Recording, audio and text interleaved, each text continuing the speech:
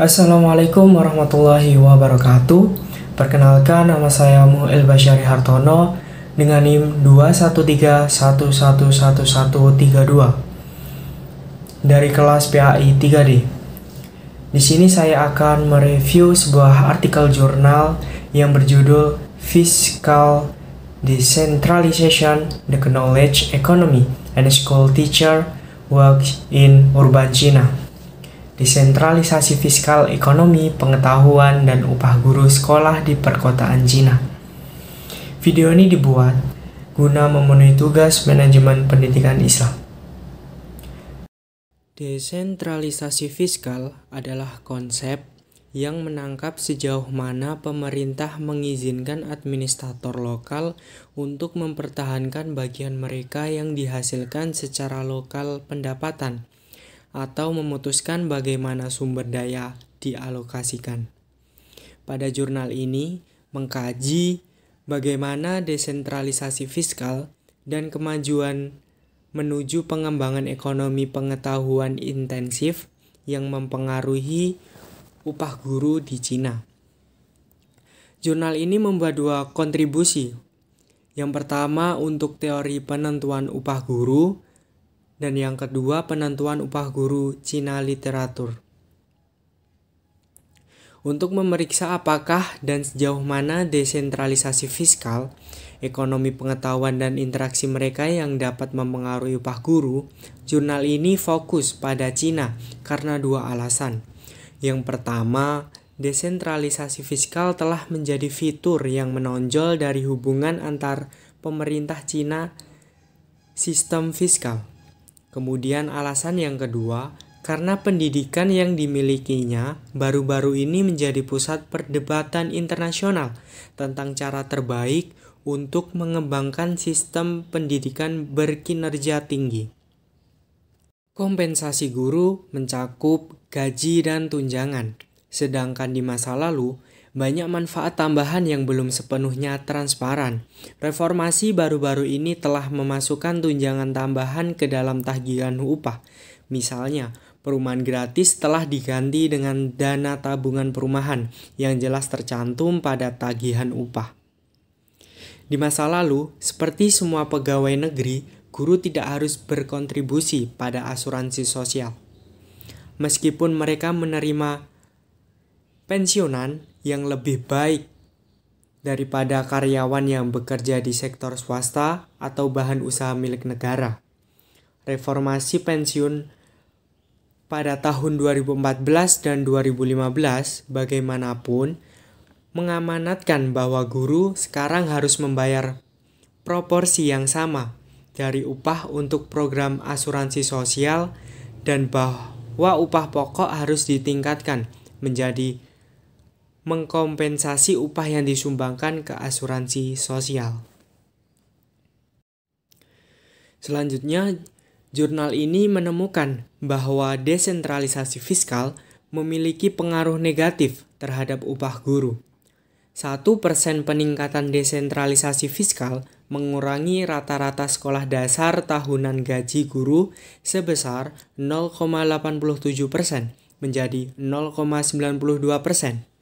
Dan rata-rata tahunan sekolah menengah upah guru sebesar 0,47% menjadi 0,52%. Menemukan bahwa ada hubungan negatif antara desentralisasi dan pengupahan.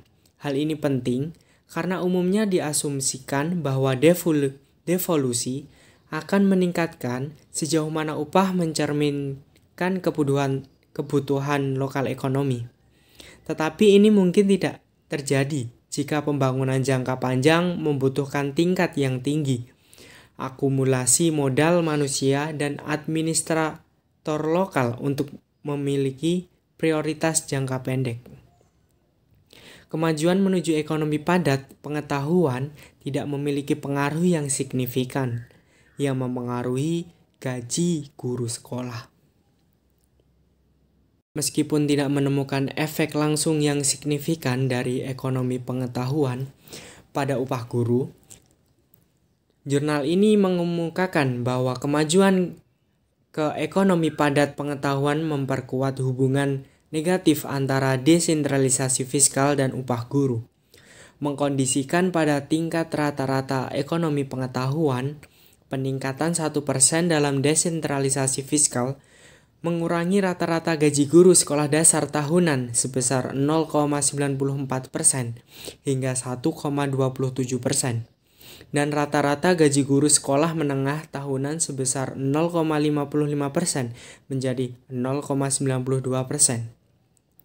Sementara, temuan yang dihasilkan oleh penelitian ini berasal dari pengalaman Cina, memiliki relevansi yang lebih luas dengan perdebatan yang sedang berlangsung di banyak negara tentang bagaimana meningkatkan kualitas tenaga pendidik. Memberi lebih banyak lokal dan sekolah otonomi dalam penentuan upah telah dikembangkan sebagai strategi untuk meningkatkan kualitas pengajaran. Desentralisasi fiskal dapat berdampak pada upah guru disarankan oleh dua hal. Yang pertama, berpendapat bahwa desentralisasi fiskal cenderung dengan berkurangnya pelayanan publik. Ini berasal dari teori federalisme fiskal yang mempelajari insentif tertanam dalam institusi dan jenis desentralisasi yang paling mendukung ekonomi kemakmuran. Kemudian yang kedua, mengemukakan bahwa pemerintah nasional telah memperluas agendanya dan sekarang berusaha untuk mempromosikan pembangunan ekonomi dan memperluas penyediaan layanan publik. Di dalam penelitian jurnal ini terdapat dua hipotesis. Hipotesis pertama yaitu semakin tinggi tingkat desentralisasi fiskal, upah guru akan lebih rendah. Kemungkinan bahwa kemajuan menuju ekonomi pengetahuan akan memiliki dampak positif pada upah guru. Semakin banyak teknologi canggih diperkenalkan ke industri Cina, maka menjadi perlu untuk meningkatkan investasi dalam akumulasi modal manusia. Hal ini tidak dilakukan di tingkat yang sepadan, dan sebagai konsekuensinya pengembalian modal fisik adalah berkurang.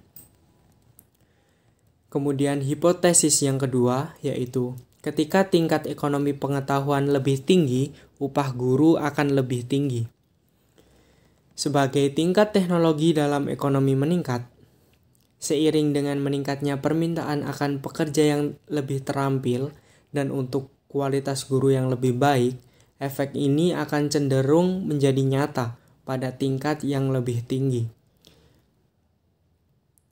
Pendidikan dan administrator lokal akan berada di bawah tekanan yang meningkat untuk meningkatkan proporsi pengeluaran mereka yang mereka bagikan untuk pendidikan dan mempekerjakan guru yang berkualitas lebih tinggi. Dapat disimpulkan bahwa desentralisasi fiskal memang memiliki pengaruh yang signifikan, berpengaruh pada upah guru sekolah perkotaan di Cina. Ditemukan bahwa desentralisasi fiskal berdampak negatif pada gaji guru, tapi di luar dugaan, penelitian ini tidak menemukan bahwa pertumbuhan ekonomi pengetahuan di Cina adalah penentu upah guru yang penting. Meskipun tampaknya tidak ada efek langsung dari ekonomi pengetahuan pada upah guru, dampak negatif dari desentralisasi fiskal telah diperkuat oleh pengetahuan ekonomi.